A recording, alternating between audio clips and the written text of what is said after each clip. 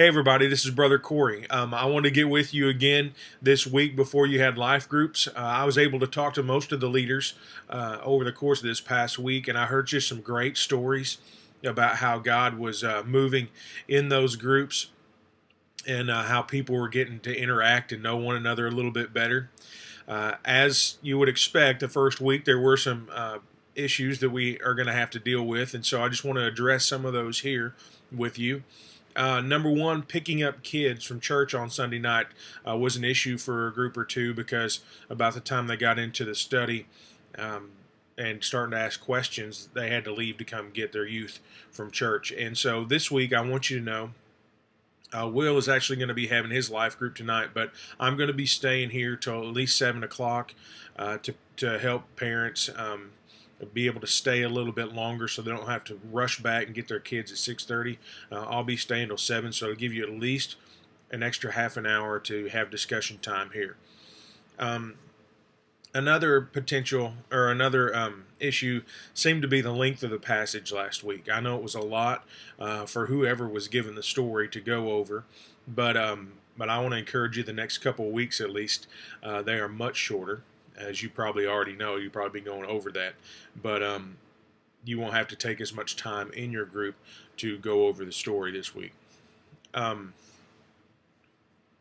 Also, I wanted to talk about the questions that are in the curriculum that we're using. Will and I sat down this week and looked at some of those.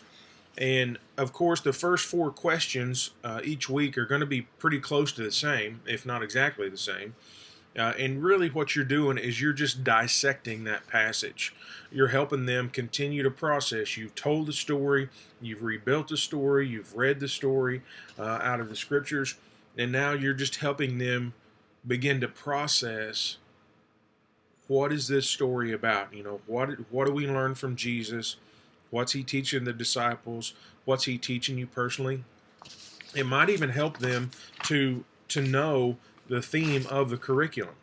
Just show them. You can even show them the front of this and just say, "Hey, the whole point of this is following Jesus together," and help them understand that there is a method and a reason that they are going over each one of these stories week to week.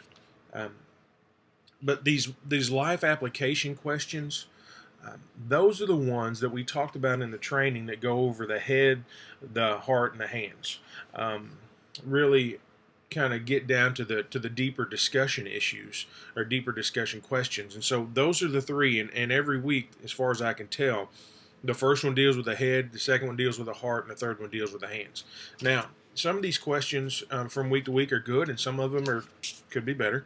And so Will and I were looking at them this week, and we wrote another one in there. It's, where is he calling you to cast your nets? You know, just the idea of who's he asking you to go after. And, you know, is he asking you to cast your nets at work, at home, in the community? All three of those, you know, just let people help them drill down on, is there someplace specific God's been leading you to begin to evangelize and reach out and make disciples in that place. Also, I think it's important under these discipleship tips, like obviously those are for you as a leader and a co-facilitator, but I think it would help them maybe even to talk about what these are, because practically that's what casting your net looks like.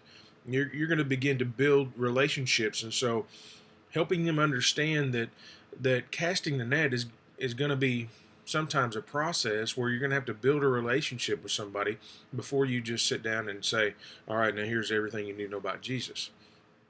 So practically casting the nets could be getting together with dinner after work, and maybe even inviting somebody over to their house. And so I would encourage you to go over those. Also, on page 7 of the Life Group Leader Guide book that I handed out, these are more head, heart, and hands questions that can kind of help go a little deeper and kind of help people process. And so you probably will have to adapt these from week to week, but I'd encourage you to look over those too this afternoon before you start your group tonight. Um, Also, another issue got to be size of groups. I know some of you had very large groups this past week, and you probably will tonight as well, but that's okay because it's going to show people the need to branch. It's going to help them understand that they're going to have to um, branch as a group and have a different facilitator, co-facilitator potentially, because it's going to be much more effective if we have smaller groups. If you have 10 to 12, it's going to be ideal. You get up closer to 20, that's going to get much more difficult and to manage, but also it's going to be probably much more difficult for people to share in a group that size. And so I'm going to ask you to please be looking for potential co-facilitators and let me know who those people are. Another question that was brought to me this past week was, what about business meetings and holidays? What are we going to do whenever we have a quarterly business meeting on a Sunday night? I'll let you know. I'm not 100% sure about that yet. We're going to talk in staff meeting about that this next week. Just one idea off the top of my head would be for us to have a church-wide meal after a Sunday morning and then do business meeting right after that meal. And that way it's not going to interrupt the flow of our life groups if they are happening on Sunday nights. But I'm not saying that's what we're doing. That's just one idea that popped into my head, and we will talk about it and get back to you. And we'll also talk about what we're going to do on nights such as Easter and Mother's Day and 4th of July, because there's several of those coming up, Memorial Day as well. So I'll probably let you know that next week. Just a few instructions. If you didn't play a game last week, try to do that to help break the ice. We did that in our group, and Jay Shell, I talked to him before we had our group, and he gave me a great game. And so we had each person write down a noun on a piece of paper, put it in a hat, we drew it out, and they had to tell a story from their life based on the word that they got. And so that was a good way for people to open up. We may even play the Have You Ever game this week to help. That one really helps transparency. So anyway, if you didn't have time to do a little icebreaker, you might try that. I want to reiterate, start on time.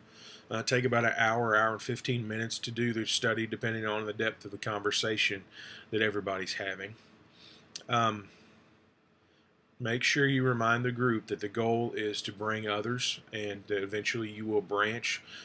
You can remind them that while you're going over the vision and the mission and the methodology for what we're doing in life groups. And then also, we're planning on having some coaching time next Sunday afternoon. I will get back to you on a time for that. I will let you know early in the week. But I know that next Sunday is the first Sunday of the month, and we typically have deacons meeting. But I do think it's important for us to get together, and we might even do that immediately following the service Sunday morning. But just want to give you a time to help one another and also go over any other issues that we have come up this week. So give me a call if you need anything, and we'll look forward to another great week. Thanks.